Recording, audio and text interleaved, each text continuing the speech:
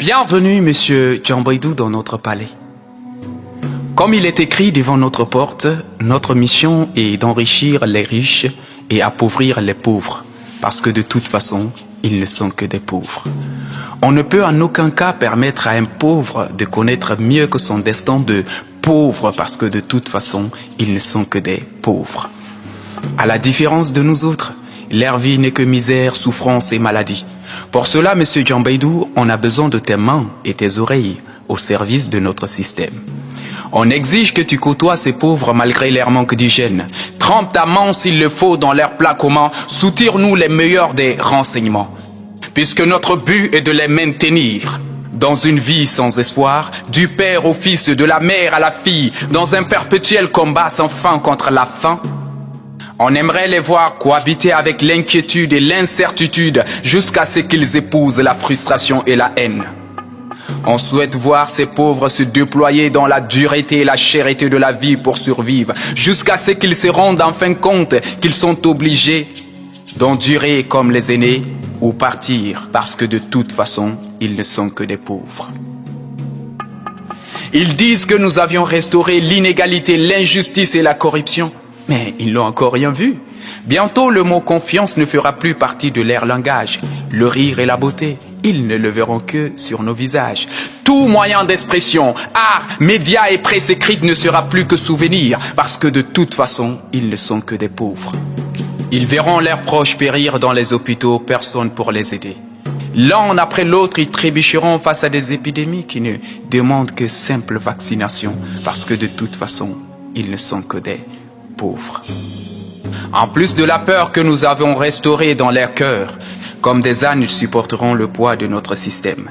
Les jeunes, nous allons les tremper dans la mer de la pauvreté pure et dure. Ils sentiront l'odeur du désespoir, sans espoir. Malgré leur diplôme, ils n'expérimenteront jamais le choix de l'emploi. Ils seront condamnés à accepter nos propositions et tout leur sera dicté, quand parler et quand se taire.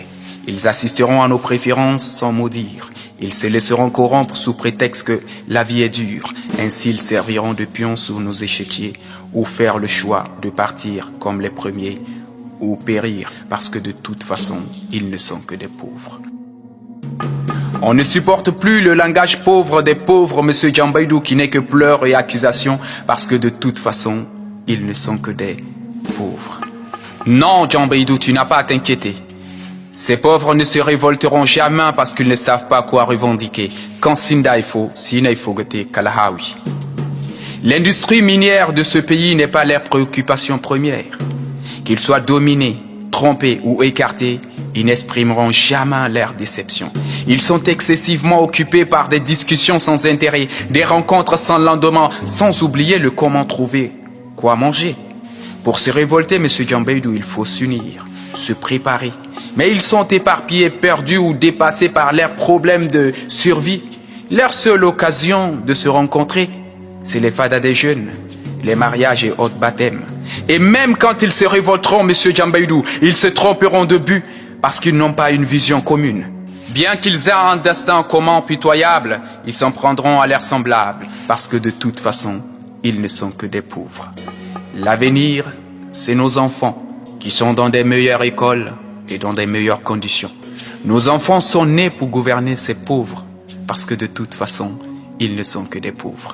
Une dernière chose, monsieur Djambaydou, pour maintenir un pauvre dans sa pauvreté, montre-lui les chemins des croyances. Ainsi, il t'oubliera. Tout malheur, et même son manque de volonté, il le verra comme émanant de la volonté supérieure. En attendant la miséricorde, il connaîtra la misère sans jamais se pendre à la corde. À présent, monsieur Djambaydou, tu peux rentrer chez toi, et mieux encore, avec une bouteille de whisky.